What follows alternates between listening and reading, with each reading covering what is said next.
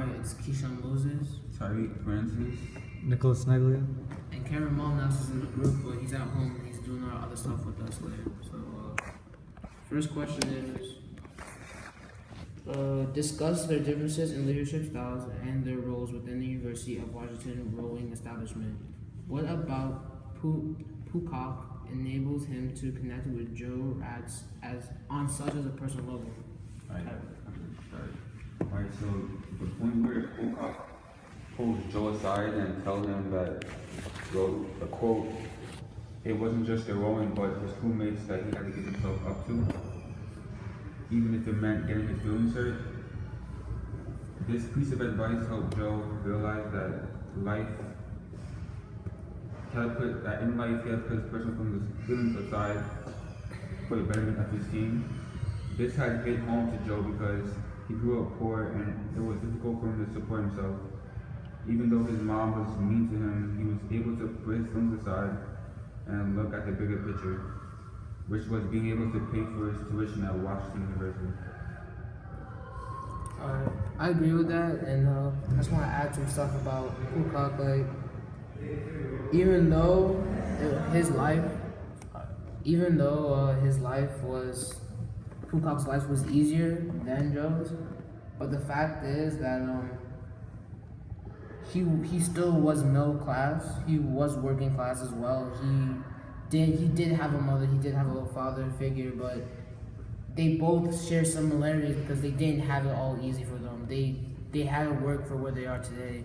Like even Pocock, he was an immigrant coming in, so even though he did have like parents to help him support, he still had to come to the country and like fight for himself and work his way up to being the head class and like working for, like, even being just the woodworker for the rowing team. That's something simple. It's like a craft skill, but still, at the time, there was probably a lot of people. Like, it was during the time, like, the rowing was one of the popular sports in the Olympics. So it's still like a highly, I would say dedicated spot. So he still had to work hard to get it, and that's what he sees in the other kid. So he connects to them personally. George Pocock's leadership style is being a mentor to the kids on their own team and guide them to succeed, whereas Al Ulbrichtson leadership is shown as being the head coach for the school's crew program. He pushes his rowers to achieve so much, and he forces them to eat well, stay away from alcohol, and maintain a high grade point average. The difference between their leadership styles is that Pocock is a mentor, whereas Ulbrichtson is the coach of the rowers, which he basically gives more advanced guidelines for the team. I also wanted to add that I feel that Pocock also connected with them because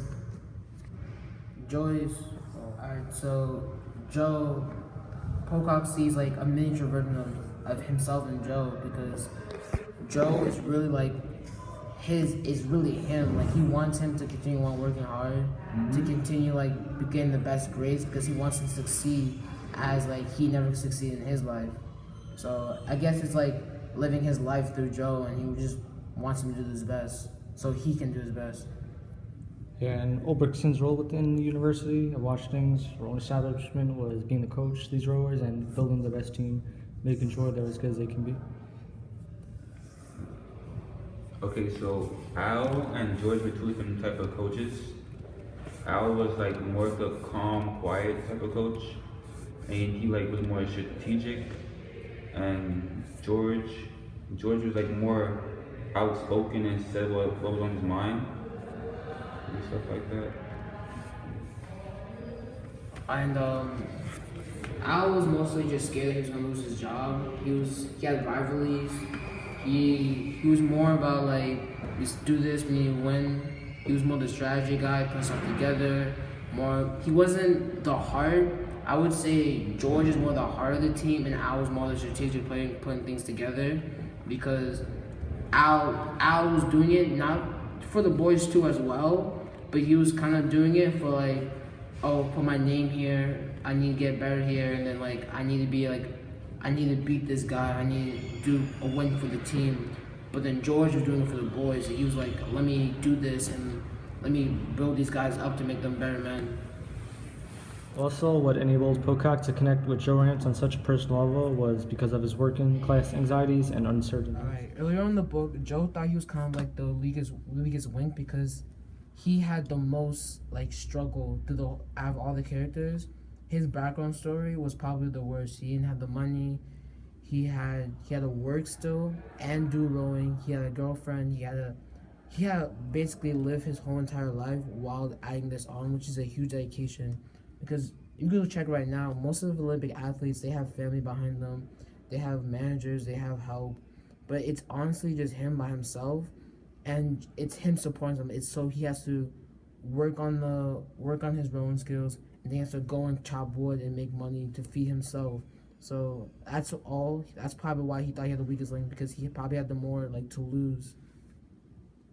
But but all the team members felt the same way. They all felt like they were the weakest links, and the reason why I think they didn't reveal this to each other until they were old men was because of the pride.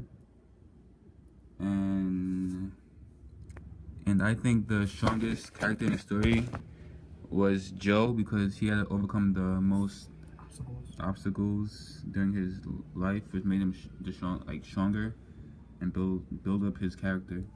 Also, I think the boys didn't feel the same way because everyone wanted to win, but they felt like they weren't given enough effort to help their team win.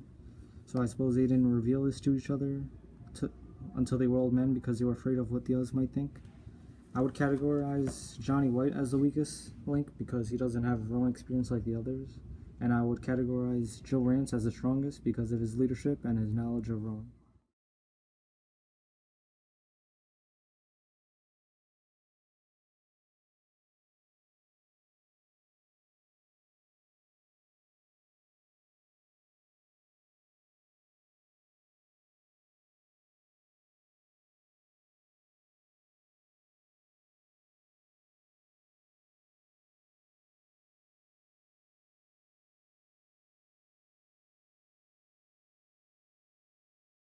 Joe thought that he was the weakest link on the team because he wasn't completely focused on rowing.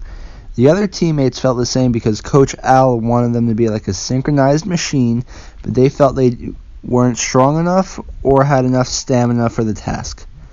Coach Al wanted 100% effort from the whole entire team. They didn't want to reveal this till they were old men because they didn't want to be the weak one, and they thought Coach would be extremely disappointed. In my opinion, I would say Joe was the weakest link because he had his mind always focused on failure. And the strong one was George because he built things his whole life and was able to do this.